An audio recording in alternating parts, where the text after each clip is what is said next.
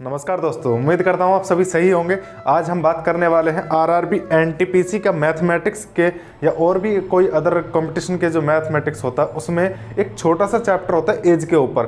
तो मैं एज से ही शुरुआत करता हूँ ताकि आपको इंटरेस्ट आना स्टार्ट हो जाए, क्योंकि अगर मैं सीधी हार्ड चीज़ बताऊंगा तो फिर आप समझ नहीं पाएंगे। ठीक है ना, तो शुरुआत करते हैं। देखिएगा, एज के ऊपर जो रिलेटेड क्वेश्चंस आते हैं वो रेशो में चलते हैं कि अनुपात में दिया हुआ होता है, उनकी कुछ भी वैल्यू अनुपात में दी हुई होती है। तो उस अनुपात को हमें कैसे सोल्व करना है, एक्स का मान बिल्कुल नहीं मानना है। बहुत से बच्चे क्या करते हैं कि मानकर चलो 3:2 कर रखा है और 5 साल बाद पूछे कि उनकी उम्र क्या है, या 5 साल बाद का उनको अनुपात दे दिया जाए कि 1/2 है, तो हम क्या करते हैं कि 3x + 2x + 5 बटे +5 बराबर 1/2 ऐसा करते हैं। हमको ऐसा नहीं करना, बहुत ज़्यादा लॉन्ग मेथड हो जाता है। कोशिश ये करेंगे कि ऐसा तभी करें जब हमारे पास और कोई चारा ना बचे। ठीक है, तो इस चीज़ से बचने के लिए मैं आपको बहुत एक बेसिक सी चीज़ बताऊंगा और कोशिश करूंगा, उम्मीद करूंगा कि आपको वो समझ में आएगा। ठीक है, तो चलिए शुरू करते हैं। तो सबसे पहला क्वेश्चन है हमारे पास कि 2 विद्यार्थी हैं जिनकी आयु 3:2 है। कितनी है? 3:2 है। उनकी आयु में जो अंतर है वो 5 है, 5 साल का उनकी अंतर है।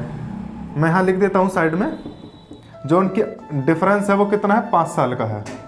अब 5 साल का जो डिफरेंस है, ठीक है, तो छोटे वाले की, यानी कि छोटा वाला यही है, तो छोटे वाले की उम्र क्या होगी, छोटे वाले की आयु क्या होगी, तो इसकी आयु बताएंगे। देखिएगा कैसे करना है, ज़्यादा तिकड़मबाजी नहीं बैठानी है। क्या करना है, हमेशा ध्यान रखिएगा, एक छोटी सी बेसिक चीज़ बताऊँगा। दोनों जो भी 2 आदमी होंगे, जो भी किन के बीच में भी अनुपात दिया हुआ होगा, उनके बीच में जो अंतर होगा वो हमेशा बराबर रहने वाला है। ऐसा नहीं होगा कि मानकर चलो आज बाप और बेटे की उम्र में 20 साल का अंतर है तो आज से 60 साल बाद उनमें 40 का अंतर हो जाएगा। नहीं, तब भी 20 साल का अंतर ही रहने वाला है। तो इस बात को ध्यान रखना। तो जो भी आप अनुपात में लिखा हुआ है वो अंतर समान रखना है। अब अंतर कितना है यहाँ पर? 1 साल का है। क्या करा जाए कि 5 साल का अंतर हो जाए, तो 5 की गुणा करनी पड़ेगी। क्या करेंगे, तो ऊपर नीचे 5 की गुणा कर दीजिए। कितना आ गया? 15, और यहाँ आ गया 5 दूनी 10। तो टोटल जो है अब ये 15 इसकी उम्र होगी और 10 इसकी उम्र होगी। तब अगर ये पूछा जाता है कि अब फिलहाल कितनी उम्र है, तो 10 उम्र है। 5 साल बाद कितनी उम्र होगी? 15 होगी, और इसकी कितनी होगी 5 साल बाद? 20 होगी। ठीक है, तो इस तरीके से हम करेंगे। नेक्स्ट क्वेश्चन की तरफ चलते हैं। तो नेक्स्ट क्वेश्चन हमारा कि 2 व्यक्तियों की आयु का अनुपात 5:9 है तथा उनमें से एक की आयु दूसरे से 40 वर्ष अधिक है। उनमें से एक की आयु दूसरे से 40 वर्ष अधिक है, जो यानी कि डिफरेंस है वो कितना है? 40 साल है। अब ये पूछ रहा है कि उनकी आयु का योग कितना है, उनकी आयु का योग कितना होगा। देखिएगा, मैंने अभी थोड़ी देर पहले बताया अंतर कितना है? 4 का अंतर है। कितना करें कि 40 हो जाए? 10 की गुणा करनी है, तो ऊपर नीचे 10 की गुणा कर लीजिए। कितना हो गया? 50, और ये कितना हो गया? 90। 50 और 90 कितना होता है? 140। आपका आंसर आ गया। ठीक है, ज़्यादा तिगड़मबाजी नहीं करनी, आपको सीधा सीधा मौखिक भी कर सकते हैं। कैसे करेंगे? जितने का अंतर है, देखिएगा यहाँ पर कितना अंतर है? 4 का यहाँ निकाला कितना आएगा? 10 आएगा। तो 10 के बाद में गुणा कर लेना, 5 और 9 जोड़ लेना, सीधा कितना होता है? 5 और 9 14 होता है। 14 में गुणा कर देना, 10 की कितना आ गया? 140 आ गया। आपको पेन उठाने की कहीं भी कोई भी जरूरत नहीं पड़ेगी। देखिएगा, चलते हैं अपने नेक्स्ट क्वेश्चन की तरफ। हमारे पास जो क्वेश्चन है वो ये है कि पिता और पुत्र की आयु का जो वर्तमान योगफल है वो तो है 100, यानी कि जो सम है वो तो है 100। 5 साल पहले उनकी आयु का अनुपात था 2/1। हमने इसको मानकर चला कि ये 5 साल पहले का हो गया, वर्तमान का यहाँ पर आएगा। और 10 साल बाद उसने दिया हुआ है कि 10 साल बाद क्या होगा, ये हमारे पास क्वेश्चन मार्क बनाया हुआ है कि क्या होगा। तो अब देखिएगा, एक काम छोटा सा हमें करना है, वो क्या करना है? देखिएगा, 2 और 1 3, ये योगफल कितना आ गया हमारा? 3 आ गया। कितने साल पहले का था? 5 साल, और ये है वर्तमान का। तो 5 इसके लिए, 5 इसके लिए कितना हो गया? 10, यानी कि 100 में से 10 माइनस करेंगे, कितना बचा? 90। अब जो 3 अनुपात ये बैठा, इनका योगफल, ये 3 रेशो बैठेगा 90 के बराबर, यानी कि जो आर आएगा वो कितना आएगा? 30 आएगा। तो जाहिर सी बात है कि यहाँ पर आर की जो वैल्यू है वो 30 आ गई। अब क्या करना है? 30 दूनी 60 और 30। अब क्या करना है? 5 ये और 10 ये, कितना होगा? 15। 15 जोड़ लेंगे, कितना आ गया? 75, और ये आ गया 45। 5 से काटा, या सॉरी 15 से काटा, 15 × 3 45, और 15 चौकार पंजे, 15 पंजे 75, यानी कि कितना अनुपात आ गया? 5:3 आपका आंसर आ गया। ठीक है, यानी कि अब जो है 10 साल बाद का जो अनुपात आएगा वो 5:3 आएगा। अगर ये पूछता है कि वर्तमान का अनुपात कितना होगा, तो वर्तमान के अनुपात में आप क्या करेंगे कि 60 + 5 और 30 + 5 यानी कि कितना बैठता है 65 और 35। 5 से काटेंगे तो 5 एकम 5, 5 तिया 15 और ये 5 6 5 7 35, 13:7 आएगा वर्तमान का, और ये आएगा 5:3। कोई दिक्कत बिल्कुल नहीं होगी। ठीक है, अब नेक्स्ट क्वेश्चन करते हैं इसी तरीके से। बहुत ये तो देखिए, इसीलिए आपको मैं बता रहा हूँ, अभी तो धीरे धीरे समझा रहा हूँ। जब फ्लो में बात आ जाएगी ना, तब आपको बिल्कुल पेन उठाने की आवश्यकता नहीं पड़ेगी, गारंटी है मेरी। ठीक है, नेक्स्ट क्वेश्चन की तरफ चलते हैं अब जरा। जो क्वेश्चन है इसमें ये बोला गया है कि ए और बी इनकी जो वर्तमान आयु है वो तो आपको निकालनी है अनुपात में, ये जैसे भी निकालनी है। ठीक है, 4 साल पहले इनकी आयु का जो अनुपात था वो था 11 और 14 है। 4 साल बाद जो होगा वो होगा 13/16। तो सबसे पहला काम वही करना है कि अंतर बराबर होना चाहिए दोनों की आयु में। दोनों के आयु में जो अंतर है वो बराबर होना चाहिए। तो देखिएगा 11 और 14 में अंतर कितना होता है 3 का, 13 और 16 में कितने का अंतर है 3 का।